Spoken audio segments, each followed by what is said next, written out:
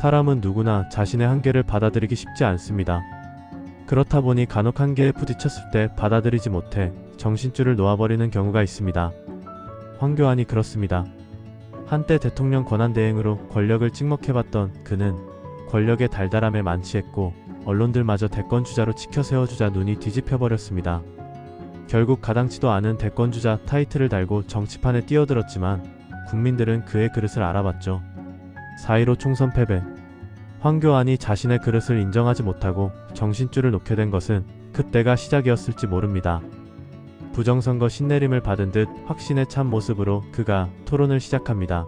4.15 총선은 관계기관들이 여럿이 뭉쳐서 행했던 불법 선거가 많습니다. 많은 증거들이 쏟아져 나오고 있습니다. 거기에다가 그 증거 인멸 행위들까지 이어져 오고 있습니다. 우리가 아무리 좋은 후보를 내고 또 좋은 정책을 낸다 하더라도 부정선거, 선거 공작을 해결하지 못하면 우리 다음 선거 하나만 하죠. 정권 교체 못합니다. 할 수가 없습니다. 동일하시는지 다른 의견이 계시는지 한번 듣고 싶습니다. 황교안의 부정선거 킬패스에 당황하지 않는 윤석열.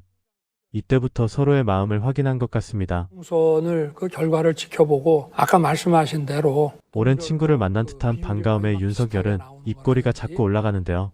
만족스런 답변인 듯 황교안도 화답합니다. 일정하다든지 하는 거에 대해서 좀 통계적으로 볼 때도 좀 의문은 가졌습니다.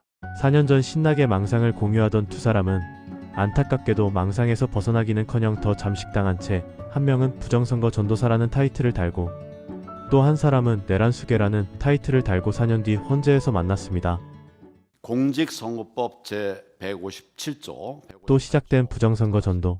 투표관리관은 투표 용지를 교부함에 있어서 사인, 즉 개인 도장을 찍게 되어 있는 것은 잘 아시죠? 답정너 부정선거 전도사의 또정선거 주장이 예상되지만 꾹 참아보는 선관위원장. 선관위에서는 투표관리관 개인 도장을 사용하지 않고 있는 것도 잘 아시죠? 규칙으로 인사날이 할수록 인사날로 가름할 수 있도록 해놨습니다. 법에 정해져 있는 것을 규칙으로 바꿀 수 있습니다. 역시나 했던 말을 또 해야 하는 상황에 목이 잠깁니다. 그러니까 법 취지 자체에 위반되지 않는다고 법원이나 헌재에서 결정이 났습니다. 법에 명백하게 투표관리관의 사인, 개인의 도장을 찍도록 돼 있어요. 그걸 규칙으로 바꿀 수 있습니까? 정해둔 답변이 나오지 않자 마치 아무것도 못 들은 것 마냥 같은 질문을 또 해봅니다. 벽과 말하는 듯한 극한 상황이지만 답변을 이어가는 선관위원장. 지금 판단이 났습니다. 이 사안은. 눈빛을 날려보지만 기어코 3절을 시작하는 전도사. 났다 하더라도 마음대로 바꿀 수 없는 거예요. 법은 살아있는 겁니다. 결국은 대법원 판결하고 헌재의 결정을 부인하시는 것밖에 안 되는 겁니다. 그 주장은. 법이 우선입니까? 판결이 우선입니까? 법의 해석 권한은 법원, 헌재에서 갖고 있습니다. 명백하게 이 조항에 대해서 개선되지는 않았죠. 제가 현실적인 여건을 고려할 때 도저히 법대로는 못하는 그 상황이라고 판단을 해서 규칙에 따랐습니다.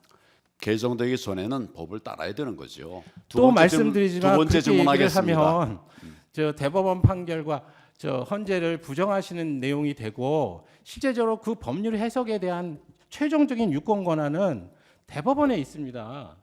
그런데 대법원에서 헌재에서 유권 해석을 해줬는데도 불구하고 법률 해석을 개인적으로 하시면서 이게 잘못됐다고 말씀을 하시면 제 입장에서는 드릴 말씀이 없습니다. 제가 해석하는 게 아니라 법 조항을 말씀드린 거예요. 사실 황교안은 미치지 않았습니다.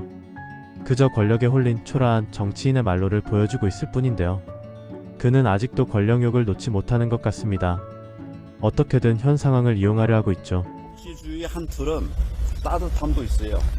법치주의라는 건 처벌만이 아닙니다. 따뜻함도 법치의 한 부분이에요. 그런데 젊은이들이 나라를 어떻게든지 나라를 지키겠다고 대통령을 지키겠다고 해서 그런 고초를 당하는 거를 그냥 모른 체 할 수 없죠. 저는 그런 사람이 아닙니다. 그래서 도와주고 있는 거예요. 다 젊은 사람이 대부분 다 젊은 사람들이에요. 20대, 30대, 10대도 있고요. 그는 마치 선의로 2030 폭도들을 변호해주는 척하지만 그들을 실제로 구할 생각은 없습니다. 그저 젊은 세대를 낚으려드는 거죠. 한 방송에서 들었던 유시민 작가의 말이 황교안을 보면 떠오릅니다. 관련 내용 보면서 오늘 영상 마무리하겠습니다. 시청해주셔서 감사합니다. 해야 된다고 지금 생각합니다. 저희 60대들이 좀 특이한 세대예요. 제가 60대 중반인데 지금 이 세대가 얼마나 고약하냐 하면요. 제 세대가.